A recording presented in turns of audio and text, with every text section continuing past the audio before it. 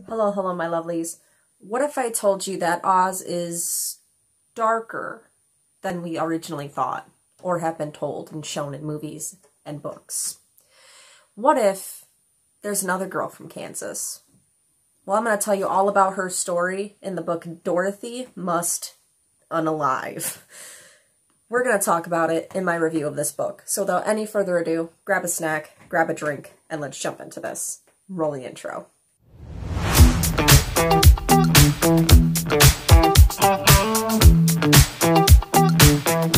Welcome back.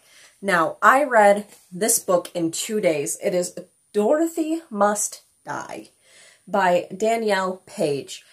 And this book, it was a surprise. You know, judging by the cover, you're like, And I've seen this on the shelf consistently at stores. I just never picked it up until I seen a copy of it for 25 cents in my thrift store because I really don't like paying full price for books, especially when it's a new book. I'm just going to take a chance on it. If it's a book I'm looking for and I've been looking for it and I'm really invested in reading it, I will go ahead and buy a book at full price. But if it's a book I'm like, I've heard it's good, I've heard it's bad, one of those kinds of situations, I don't. So I found this on the thrift store shelf and I'm like, you know what, I'll give it a go. It's only 25 cents, you know? So I did, and my goodness, this was a surprise for me. This was a definite surprise. In this book, we follow Amy Gum, who is a girl in Kansas. She's bullied. Her mom's really neglectful. Her mom's having a lot of issues mentally. And her mom leaves her alone in a tornado, and she gets sucked up in her trailer along with her mom's pet rat, Star, and she lands in Oz. At first, she's excited to be in Oz. She's always wanted to leave Kansas, have a bigger adventure of life than just living in the same small town. And she gets whisked away to Oz, and at first it's magical. It's like everything she's ever wanted. But then she finds out that everything may not be as it seems. This book is so gory in such creative ways. Normally, I'm not one for, like, gory scenes, but this felt so nostalgic for me, and at first I couldn't place why it felt so nostalgic for me. It wasn't until somebody brought up a movie I haven't thought about in a very long time, and that is Return to Oz. It's a much darker, grittier version of Oz, and it's a movie. And I remember that movie kind of spooked me as a child. Also, it gave me vibes of, like, one of my favorite video games, which kind of does the same thing. It takes a nice, whimsical, kind of weird story, and it turns it into something twisted and darker with much bigger meanings. And that is American McGee's Alice. They are a series of video games that take a much darker twists on Lewis Carroll's versions of Alice in Wonderland. Well, Lewis Carroll wrote the book, okay?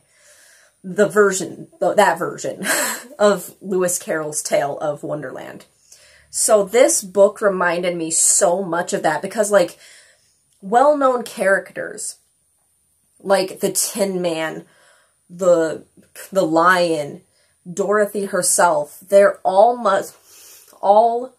grittier, darker, twisted versions, kind of like how the March Hare and the Duchess and the Mad Hatter are all kind of weird and twisted in American McGee's Alice games.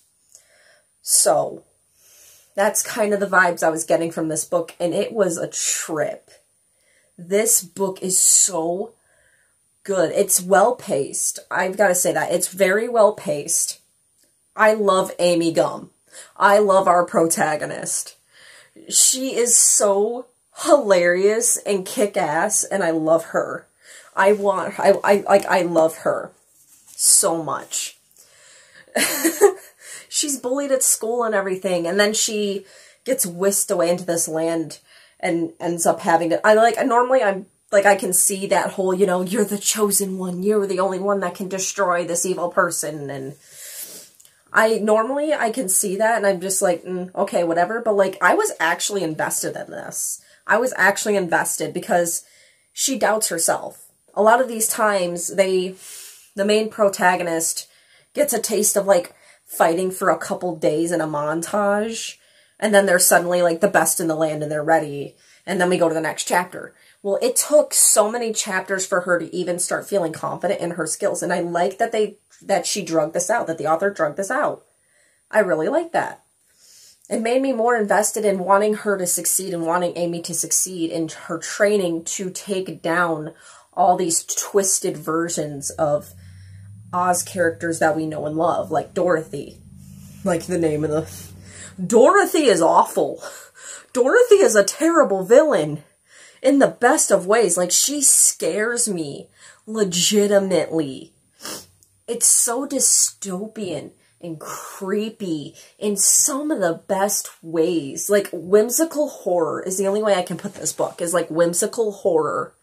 Like, not Silent Hill, but like American McGee's Alice is the only way I can say it. Like, if the world is so rich and scary, but it also has its good places still, and it was so, this was a surprise. It blew me out of the water. I am invested.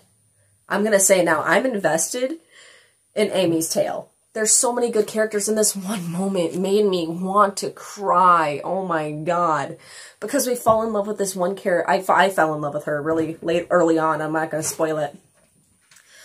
But something horrific happens to her, and I'm like, oh my god.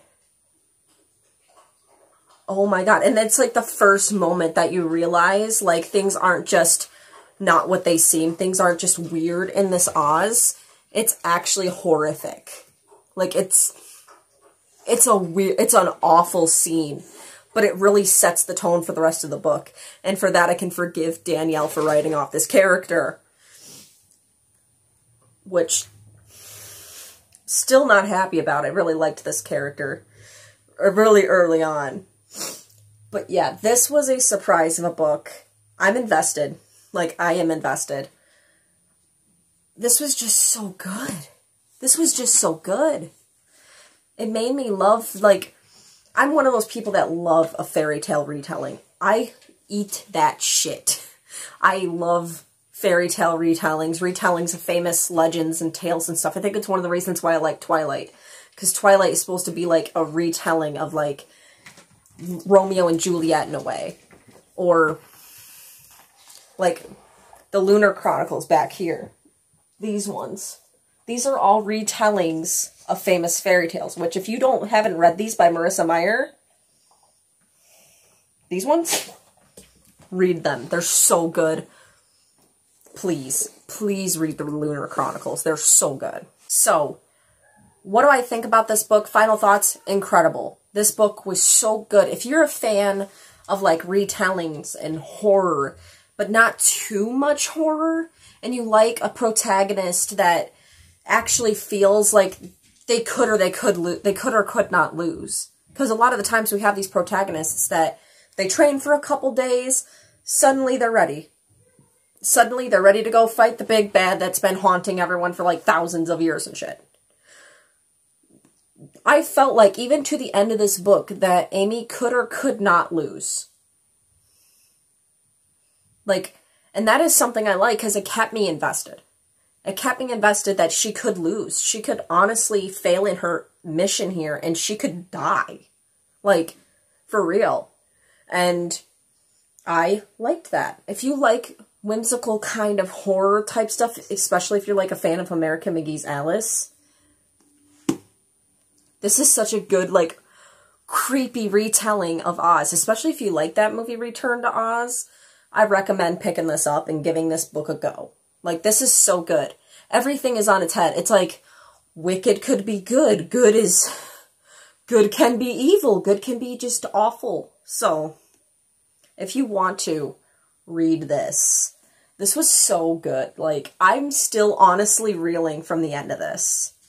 I have to read the next book. And I'm actually excited too. I'm actually excited to read the next one, which I think is, Wicked Always Wins or something. Actually, that's a song from Once Upon a Time. If you haven't listened to that song or the whole soundtrack for the Once Upon a Time musical, Please do. Captain Hook has a surprisingly good singing voice. But yeah, the song that Selena sings is called Wicked Always Wins. Fucking love that song. It's really good. The Wicked Will Rise is the second one. Then there's two more that are called No Place Like Oz and The Witch Must Burn. So, I have 3 more of these to read. I'm excited. I hope it isn't one of those instances where I fall in love with the first book and the second book just makes me go, why? Why? Kind of like the Crave series. I was so stoked about the Crave series when I read the first book. I'm like, yes, yes, please make fun of yourself with the vampire cliches. And then the second book was just like, what? So, yeah, that's what I got for you guys today. Please, if you want to, read Dorothy Must Die by Danielle Paige. You won't regret it. If you're into, like, whimsical, kind of spooky things, I don't recommend it for, like, kids, like, 16 and under. It does have some pretty graphic, gory kind of scenes in it.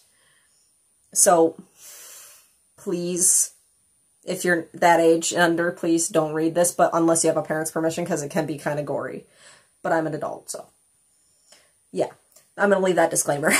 If you guys like this video, please hit the like button, maybe hit the subscribe button for shits and gigs. I talk about books, I talk about movies, shows, anime, pop culture, drama, pop culture news in general.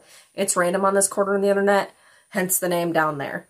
So, we're on our way to 2,000 subscribers. If you could hit the bell, I'd be much appreciated. I love you guys so much. I hope you have a great day and happy reading. Bye.